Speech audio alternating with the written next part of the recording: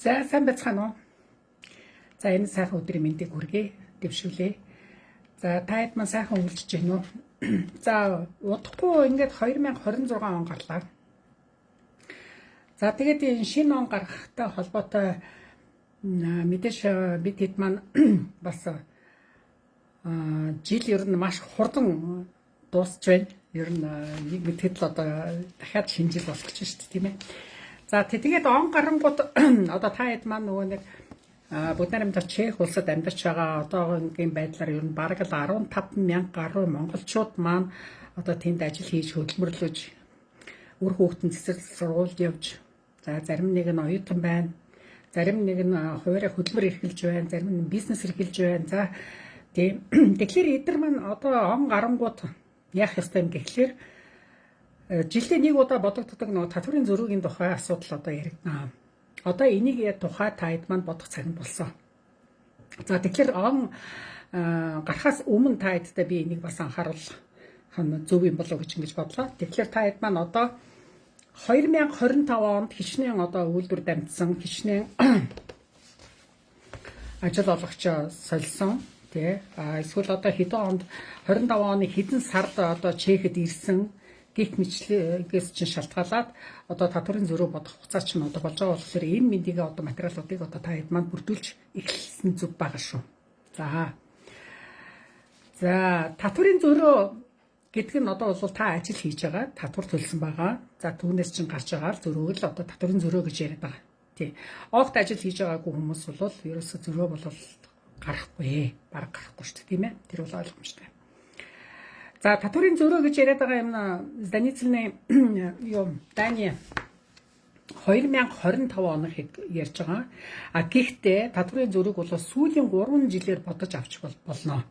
Тэр бол хууль бол хэвээрээ байгаа. Тэгэхээр та сүүлийн 3 жилд янз бүрийн татварын зөрөө бодуулж байгаагүй бол энийгээ та хэд манд бодуулж авах нь бүрэн боломжтой юм шүү. За жишээлбэл 2021 онд татварын зөрөө бодуулж байгаагүй бол та 4 сарын 1 одоо 2025 оны 4 сарын 1-ний өмнө та өргөдлөө өгөх ёстой байсан. За одоо энэ хугацаа чинь бол дуусчлаа. За одоо 26 он гарах гэж байгаа учраас за одоо тэгэхээр 2022 он 2023 он 2024 оны татварын зөрөө бодуулаагүй бол та хэд маань одоо бодуулаад хүсэлтээ гаргаж өгч болно гэсэн үг шүү. Бас хугацаа байна. Тэгэхээр сүүлийн 3 жилийн хугацаанд одоо татварын зөрөөг бол та нөхөн олгор авах бүрэн боломжтой.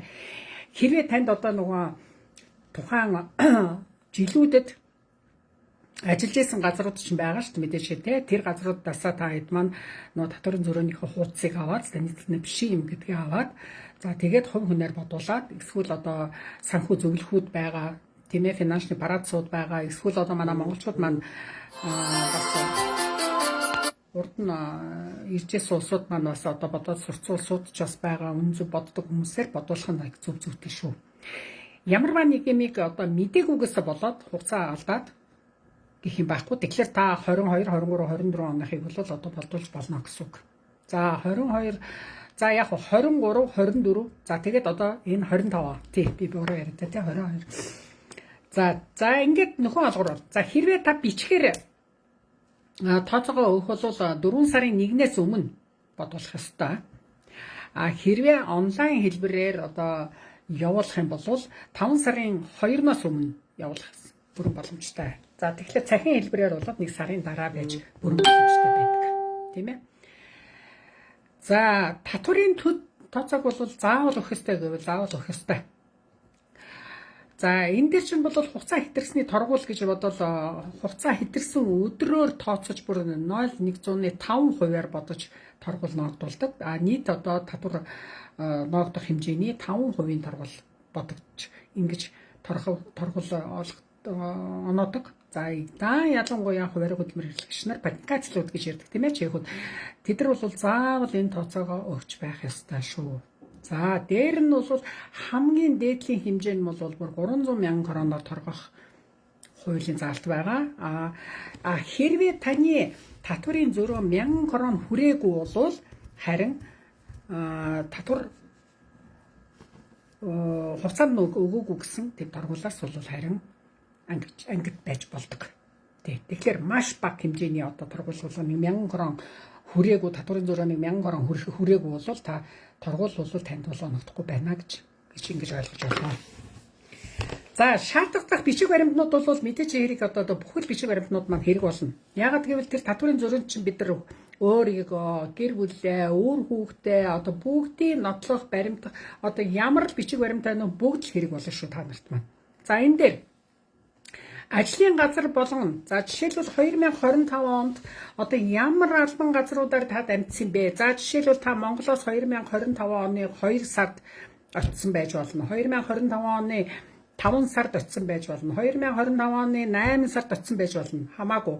Та тухайн газраасаа тухайн сарда ажилласан хугацаанд 1 сарч ажилласан бай тэр тооцоогоо тэр газраас авах ёстой. Нэгтлэнгуудаасаа нэгж авнаа. За хэрвээ та 6 сар ажилласан бол 6 сар ажилласныхаа тооцоог авнаа. За 2 үйлдвэрт ажиллаж исэн бол хоёулангийн нэмж бодноо. 3 үйлдвэрт ажилласан бол гурвуулангийн нэмж бодноо.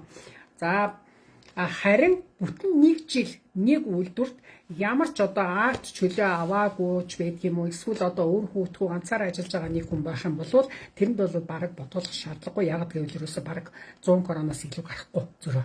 Тийм болохоор тэрэн дээр бол санаа зовлтгүй. Тэрийг бол үйлдвэрээрээ бодуулаад тэгээд цааш нь өгчихсөн хамгийн зүйтэй байдаг. За бичиг баримтан дээр бол за тэр зданицны бишэм гэдгийг бол та хэд маань сайн зүгээр бол да ялангуяа шинээр очиж байгаа ирж байгаа улсууд маань энэ дээр бол та хэд маань ихэж байгаарай. Зданицны бишэм гэд хуудас өгдөг юм аа. Тараад байгаа. Одоо 1 сараас эхлээд бүх үйлдвэрүүд тарааж эхэлнэ. Ялангуудад тарааж эхэлнэ. Зарим том үйлдвэрүүд маш олон ажилчтай үйлдвэрүүд бол нэгдсэн журмаар ингээ график гаргаад за тэр цехийг төднөөс төдний хооронд за энэ цехийг төднөөс төдний хооронд ингээд хуваар гаргаад ингээд тарааж өгдөн шүү. За тэрийг мэдэхгүй байж байгаа ангаж агаад акттай байж байгаа тэр бичгээ авч чадахгүй дараа нь очиод нэхэж аваарай. Хол байгаа бол имэйлээр аваарай. Утсаар нь холбогдоорой. Имэйлээр явуулъя гэвэл явуулчихдаг шүү. За юу. Тийм өөр хот руу шилжиж явцсан байх юм бол имэйлээр авах хамгийн зүйтэй арга байдаг шүү дээ, тийм ээ. За гэрийн шуудангаар авч болно. Шуудангийн хаяг тодорхой бол хаягаар авч болно.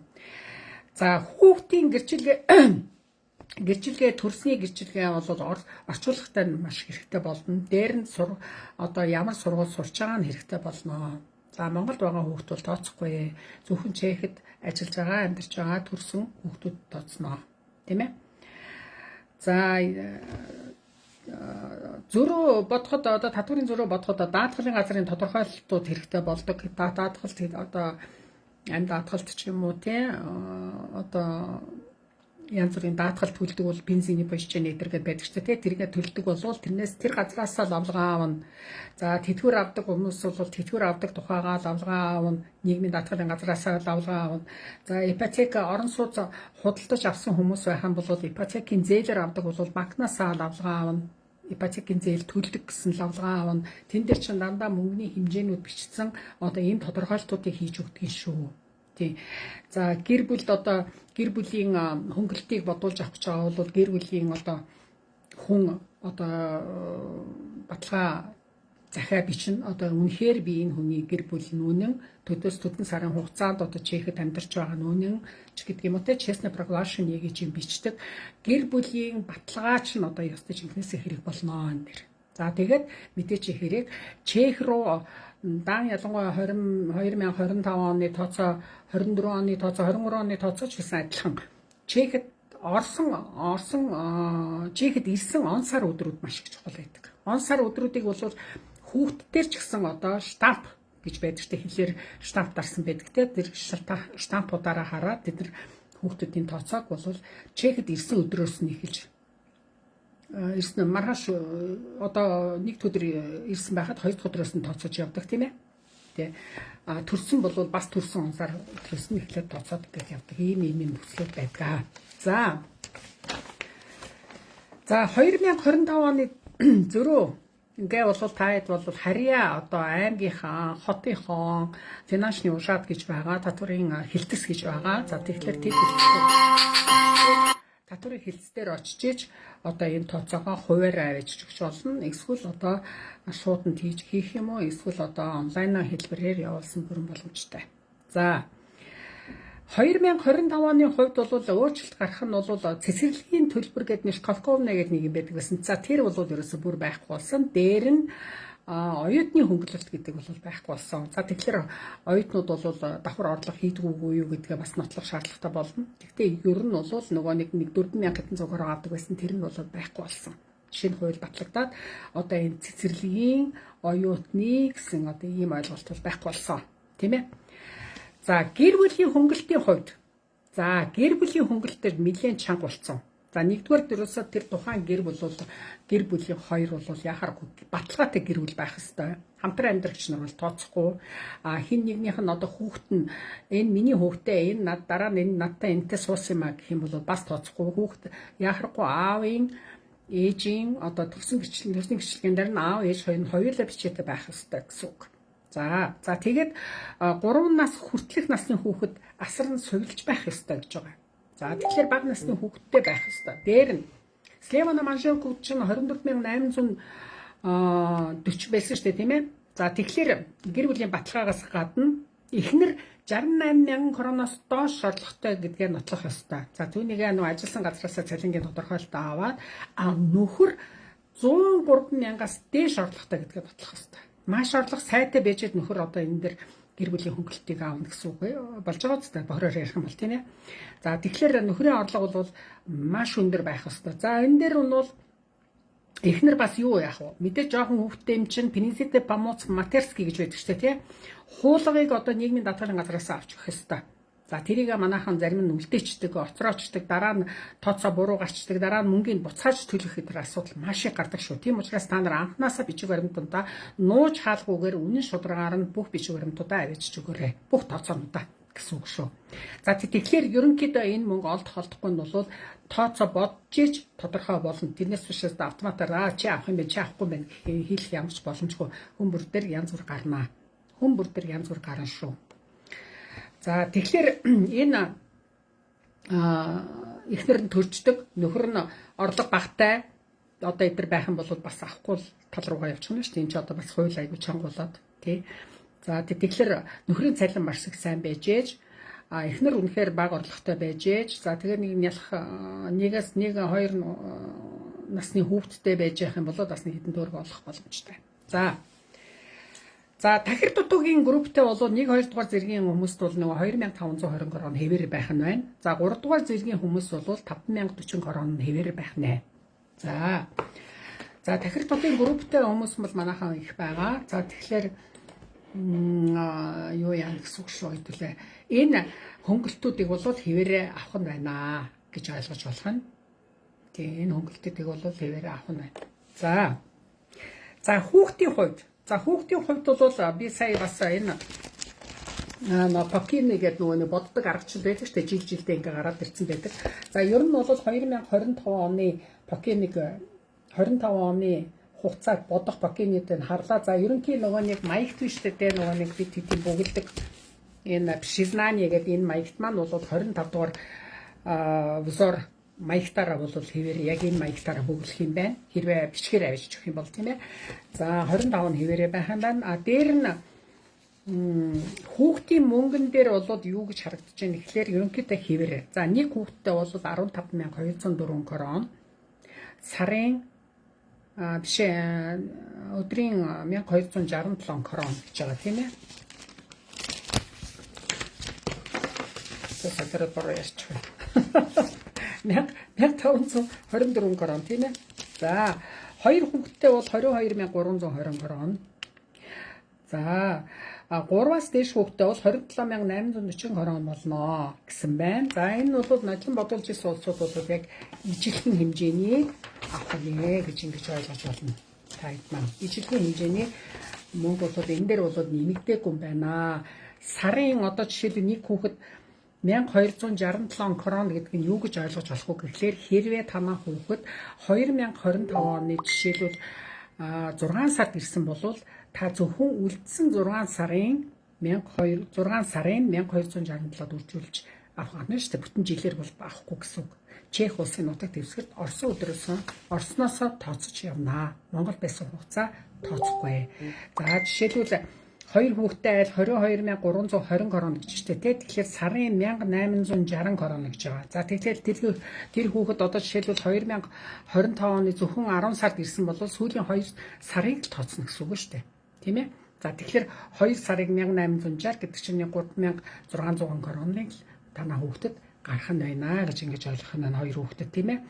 За тэгээ хүүхдүүдээ ерөөсө тус нь бичээд тус нөгөө нэг чихийн өгсөн бүртгэлийн дугаар ородны числоогоор нэгээ тус нь бодноо. Магадгүй охин чинь төрүүлээд ирсэн дараагийн хүүхд чинь дараа нь ирсэн байж болно шүү дээ.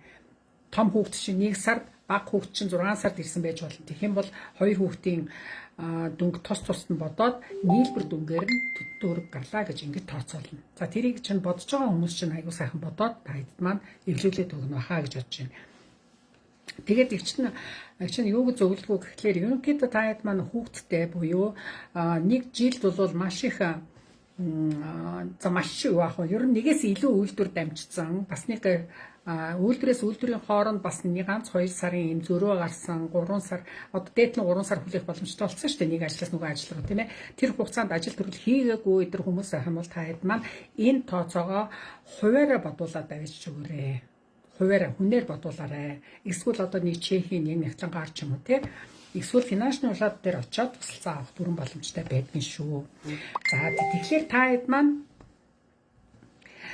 таад маань юу ягараа хэрвээ би түрүүн хэлсэн ямар ч одоо хүүхэдгүй бүтэн жил ямар чаагт аваагүй чөлөө аваагүй бүтэн жил ингээд ажилдсан болвол ерөөсөө тэрийг бол үйлдвэртээ өгөөд гар үсэг зураад тэр маягтыг цааш шийдэх хэрэгтэй. Тэр бол тэгээд үйлдвэр нь бодсон зүг байдаг. За энэ дээр нэг анхаарах нэг зүйл байгаа. Хэрвээ та хүүхэдтэй байлаач гэсэн таны хүүхдийн нөгөө татварын зөрөөг сард нөгөө цалин дээр чинь бодоод үйлдвэр олгож ирсэн бол танд энэ давхар та бодох шаардлагагүй.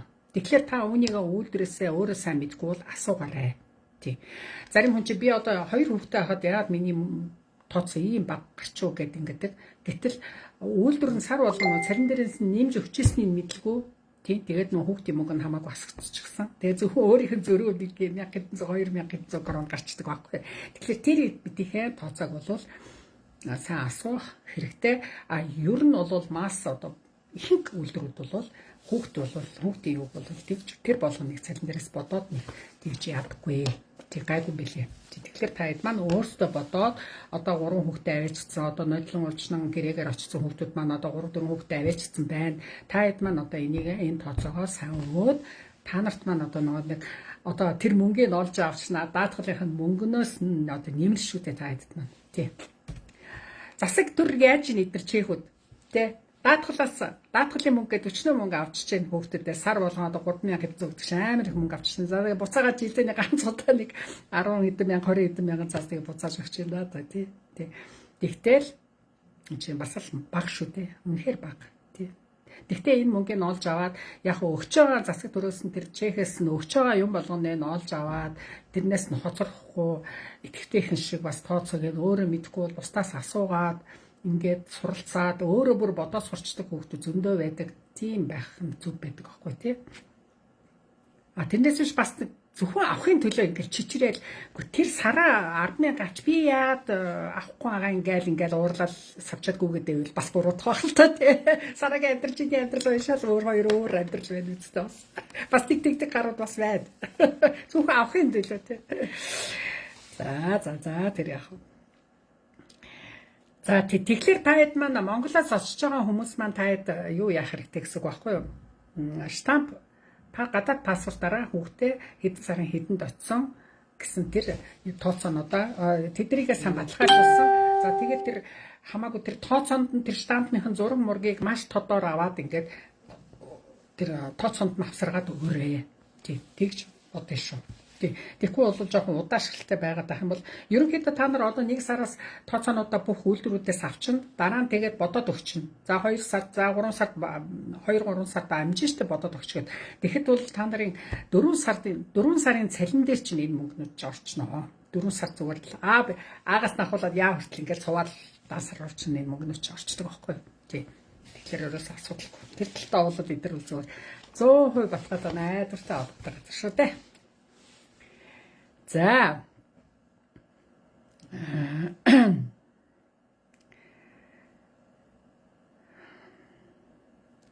Тийм. За байр авсан хүмүүс. За хипотекээр байр авсан хүмүүс би түрүү хэлсэн. Банкнасаа та хэд маань нөгөө нэг маягт бүглэгч чинь заавал хипотекийн зээл төлдөг үү, байр авсан уугүй юу гэдгээр тооцоод юу ячдаг штэ. Бас асуулт байгаа. Тэрийг одоо энэ тооцоонд оруулах хэрэгтэй. Тэгэх юм бол энэ 26 оны 1 сарын 31-ээс өмнө хэрвээ та бүртгүүлээгүй бол татврын албанд заавал бүртгүүлсэн байх ёстой юм шүү. Тэгээд нэг бүртгүүлсэн байхад дахин тэрийг оруулаад бодуулаад авах бол бас шаардлагагүй гэж байгаа. Тэр бол нэг халахгүй. Яг үүнтэй адилхан хэрвээ бүртгүүлэхгүй бол бүр асуудалд орно гэж байгаа шүү. Үйл хөдлөл хөрөнгө худалдаж авсан бол та татврын албанд заавал бүртгүүлсэн байх ёстой. Тэгээд тэр нь чинь бас нэг хэдэн төгрөг тушаадаг. Хуучин 1500 тушаадаг байсан 600-аас 1500 корон тушаадаг байсан талбай квадрат метрээс хамаардаг юм уу? Ойр зүрх юунаас кадастраас хамаардаг бах. Одоо хэвээрээ байгаа билүүтэй гэж бодож байна. Тэгэхээр тэр лавлагаагаа бол банкнаас аваад энэ хүн сар болгон хипотекийн зээл төдөн төгрөгийн зээл одоо бүтэн жилдээ төлсөн гэсэн юм лавлага авчдаг шүү. За яг түүнтэй адилхан хувийн одоо амь насны даатгал төлсөн одоо баримтаа тооцоогоо нэмж оруулна гэж би түрүүн хэлсэн. Бас сокромые животные поощрение, пенсионные поощрение гэхдээ энийг бол заавал одоо тэр тооцоонд оруулах бол бас албагүй гэдэг юм байл шүү. Тэрнээс буцаа олголт бол бодогдохгүй байж болно. Тэнд бол нэг их хэмжээний Монгол гардгүй юм шиг байгаа. Энэ бол заавал нээний бовин заавал биш. Тэгтээ оруулах гэсэн хүн бол оруулж болно. За үүн дээр нэг анхаарах юм юу вэ? За хэрвээ хуучин ажил олгогч харьцдаггүй татврын тооцоо өгдөггүй бол гэж байгаа. За энэ хүн гаруудын үйлрүүд байж байх уу? За барагтай л бол байхгүй дээ. Гэхдээ яг нэг ганц хоёр агентуруудад давпуурцсан одоо жишээлбэл 23 оныхоо тооцоог өгөх гэтэл агентурууд чинь байсан гэл нөө татвараас зайлсхийнэ гээд агентуруудынхаа нэрүүдийг өөрчилчихдэг шүү дээ. Тэгэхээр хэрвээ тийм асуудал гарсан бол тэр хуучин нэрээр нь таад маань одоо энэ нэг лавлагаагаа заавал авах ёстой. За тэгэхээр хүсэлт гаргасны дагуу хуулийн хүрээд 10 хоног таны бичиг баримтыг бүрдүүлж өгөх ёстой юм шүү. Энэ бол хуулийн хүрээний заасан хоног хугацаа байдаг. Гисэн ч олдохгүй байгаа бол ажиллаж байсан үнэн гэсэн баталгаа төлбөрийн хуудас цалин одоо юу байдгийг танд ажлын гэрээ тэр болгоныгоо одоо татврын албанд финансны уушаатад барьж очоод финансны уушааттайгаа энэ талаа тохиролцоно гэж байгаа шүү. Тэгэхээр та ажиллаж байсан үнэн л бол финансны уушаат цаавраа тэр санкц одоо системээрээ таны юуг бол гаргаад ирнэ л гэсэн үг шүү.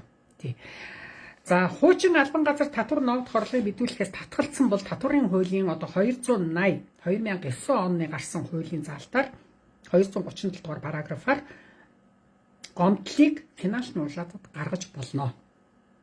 Бүр одоо гаргаж өгөхгүй байгаа бол та татврын албанд гомдол гаргах хөрөнгө хэрэгтэй юм шүү. Тэгэхээр бид нар чи эрхээ үүргээ аюу сайн бас мэдж яхад илүүдэхгүй тийм ээ.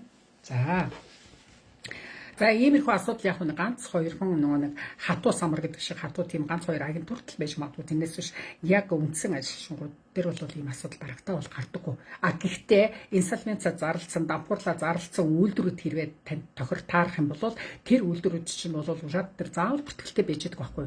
Тэгэхээр тэдний архиваас зүгээр та эдгээр зүгээр бичиг баримт шиг гаргаад тэр тооцоог чинь бичээд хэвлээд өгөх. Бүрэн үүрэг хүлээж идэг газрууд. Дампуурсан газар байж болно. Үйлдвэр нь дампуурсан ч юм уу, эдсэн солигдсон ч юм уу те хөрөнгө оруулагч нь өөр орон руу нүүцсэн ч юм уу те одоо тэр үйлдвэр ямар ч байж болж 2-3 жилийн өмнөх жишээлбэл тооцоо гаргуулъя гэж байгаа бол тэгэхээр тэрэн дээр та хэд маань бол санаа зовлтгүй финансны уушаад браацаа хоёртойгоо уялдаатай харьцаж одоо тэр бичгээ олж авнаа л гэсэн үг шүү. Тийм байгаа үз. За татвар төшөө ямар тооцоог заавал оруулах ёстой. За заавал оруулах ёстой тооцоогны нэг бол нөгөөний бэлэгдэлийн чанартай одоо жишээлбэл та жишээлбэл нэг чех хүнтэй гэр бүл боллоо гэхэд түүний аав нь юм уу ээж нь юм уу танд одоо орон сууц бэлгэлсэн байж юм. Эсвэл одоо үн чулуу үнтэй аймаг бүгж бэлгэлсэн ч гэдэг юм одоо их үн хөрхүүц одоо тийм мэдлэл одоо танд бэлэгдэлийн чанартай юм байгаа бол тэрийгэ танд орлого гэсэн татварын тооцоо бас өгнө. За тэгэхээр тэрэн дээр олглоод бусгад нууцын дааруу гэсэн хэсэг дээрээ та энийгээ заавал мөнгөнийхөө хэмжээг бичих ёстой юм шүү. Тэгэхээр энийг бол нуун дарагдуулах бол албагүй. За маш их хэмжээний одоо казино тоглоод одоо автомат тоглоод маш их хэмжээгээр хоцсон бол энийг бас оруулах ёстой. За тэгээд тэгтээ одоо энийг бол бас тэр болгоо манай тэр казано тоглодог улсуудад хийж өгдөг юм уу мэдэхгүй тэр бол хадаад хэцүүхэн асуудал баг тийм ээ. За орон сууцны хэрэгцээнд авсан зээлийн хувь баталгаажуулсан тухай гэрээ банк за энийг би түрүүн хэлсэн. Стабильность положение бас хийж байгаа. Хуримтлал хийж байгаа юм улсууд байх юм бол барилгын хадгаламжийн хүү бас тооцох тэрийг бас нэмэгдүүлэх шаардлагатай гэсэн байна. За хийж ярээгүй мөршөө юу байна? Та хэдэд маань. За энэ бичлэгийг чинь YouTube дээр хадгалчихна. Тэгэхээр та хэд маань завтай үедээ та 50% сонсороо. Яг нэг хэд хоногтой бол Facebook дээр бол байж л байна. Тэгэхээр яг нарийн одоо бичиг баримтаа авчгаад ганц хоёр асуух юм ба би тэр болгоныг бол бас зарим нь бол бас мэдхгүй юм аа бол мэдхгүй татварын тооцоог болоод их чинь бол бодохгүй шүү. Их чинь Монголд 90 очин одоо маш шашаа ингэж явж байгаа юм одоо тэрийг бодоод сууж идэг тийм зав чалга тийм болон тийм болох дээр Чехэд байгаа хүмүүсээрээ энэ татварын тооцоог та хэд маань сайн бодуулаад аваарай. Тийм ээ. За энэ дээр нэг юм анхаарах юм салсан гэр бүлд одоо хамаарсан юм их байдаг. Тэгэхээр дахин хэлэхэд хүүхдүүд хэрвээ аав нь юм уу ээж аав нь юм уу одоо яг төрсэн аав нь биш өдр байх юм бол одоо хүүхдийн тооцоо моцоод бодоход бол бас хүндрэл үүсэх бах. Тэгэхээр заавал гэр бүлийн баталгаатай хүүхдэд одоо энэ мөнгө бол олдох байх шүү. Ер нь энэ жилээс одоо юм улмал нарийн болоод байна. Тийм болохоор эдгээр бол хяналт шалгалт бол асар их байна. Заавал Чехэд байгаа хүүхдийг бодох бах мэдээж хэрэг тийм ээ. Тэрнээс иш одоо 3 хүүхдтэй айл байгаа гэхэд 2 нь Монголд байгаад 1 нь Чехэд байх юм бол Чехэд байгаа нэгдэл бодуулнаа л гэсэн үг шүү. Тийм. Тэрийг бол ойлгосон баг тийм ээ. За нэг ийм тайлбар маань бас яахтай мэдхэд илүүдэхгүй болов гэсэн үндсэн дээрээс их чинь тайлбартай бас энэ мэдээллийг өгч байгаа юм. Тийм. За хуваарь хөтөлбөр эрхэлж байгаа хүмүүс маань та хэд маань бол одоо өөрийн гэсэн нягтлантай байгаа байх гэж бид тооцоолж байгаа. Тэгэхгүй бол одоо нэг баар ажилуулдаг, нэг ресторан ажилуулдаг, нэг махны цех ажилуулдаг ч гэдэг юм одоо тийм эсвэл өсчинтэй тийм хүмүүс байх юм бол заавал өөрийн гэсэн татварыг бодуулах одоо нягтлантай байсан нэг зүйтэй байдгийн шүү. Тэгээд түүнийгээ сар-сардаа орлого зарлагаа нөгөө нэг авчиж өгөөд сардаа цалингаа тохирчихсан байдаг. Тэгээд тэр хүнээсээ орлого зарлагаад авчиж өгчээсэн юм чинь тэр хүн чинь энэ жилийн энэ татварын зөрүүг бол өлхөн бодоод татварын албанд өгчдгөө гэсэн үг. Тэгэхээр энэ тал дээр бол та хэд маань ерөөсөө хэрвээ өөртөө тийм хүн байхгүй бол одоо нэг хүнээр бодуулсан зүйл шүү. Яг тэгвэл орлого зарлагын баримт нэг бензин авсан ч тэр баримт чи хэрэгтэй болно, нэг мах авсан ч баримт чи хэрэгтэй болно, нэг ширээ сандал авсан ч хэрэгтэй болно, түүхий материал авсан тэр болгон орлого зарлагаа маш их юм байж байгаа. Би өөр нэг хэсэг бизнес эрхлэдэг хүмүүсийн бас тооцоог бодож байсан. Айгүй цаг идэх асуудал юм билээ. Айгүй удаан. Тэгээд дор нөгөө нэг зэгцлээд явж байгаагүй нягтлангууд бол хэцүү юм билээ. Тийм болохоор бид нар бол мэдээч хэрэг арай үнэтэй бодож өгөх байх л та. За тэгэхээр та хэд маань одоо патниканы эрхэлж байгаа, бизнес эрхэлж байгаа хүмүүс маань бол орлого зарлагаа бол сайхан нэг юм хавцсан бүр ингэж хийж агаад энэ зөвхөн орлогын бадаанууд гэж бүх бадаануудаа сайхан нааж байгаа ч юм уу эсвэл Excel дээр одоо бүгдийг баримтжуулж байгаа. Тэгээ зарлагын нэгэ тусад нь ингэж хийж байгаа. Тэгээд тэр хавц хэрэг болгоод тэр хүндээ нягтланд авч өгвөл хамаагүй дээр юм болов гэж ингэж харагдсан шүү. Тэгэхгүй бол патниканы тооцоо бол нэлээд том тооцоо хардаг. Нэлээд их цаг үздэг тийм асуудал байдаг. Хэрвээ нягтлангуй бол та хэд маань яг атахаа нэг тэтгэл гарцсан нягтлан бодох хүмүүс өдр байдгийн шүү. Тэд нар чинь их гайгүй хямдхан тохирчдаг. Тийм хүн олж авах их зүгээр байдаг шүү. Жинхнээс ажил хийж байгаа тийм татвар боддог улсууд бол аюун үнэтэй тохирдог мэдээж хэрэг. Тийм ээ. Оюуны өмч, оюуны хөдөлмөр дээр нь цаг зарцуулдаг тий. За энэ удаа ингээд лайв өндөрлөе. За тэгээд Монголоос ажлын гэрээ асууж байгаа хүмүүс байх юм бол холбогдоор ганц 2 гэрээнд ганц 2 хүмүүс дутуу байгаа. Бүрдлээ. Тийм. За ямар ч байсан Тайдтай татварынхаа зүрийг бодуулаад арим зостол булар хэл гэж өрөөхөдөө тий. За амжилт хүсье.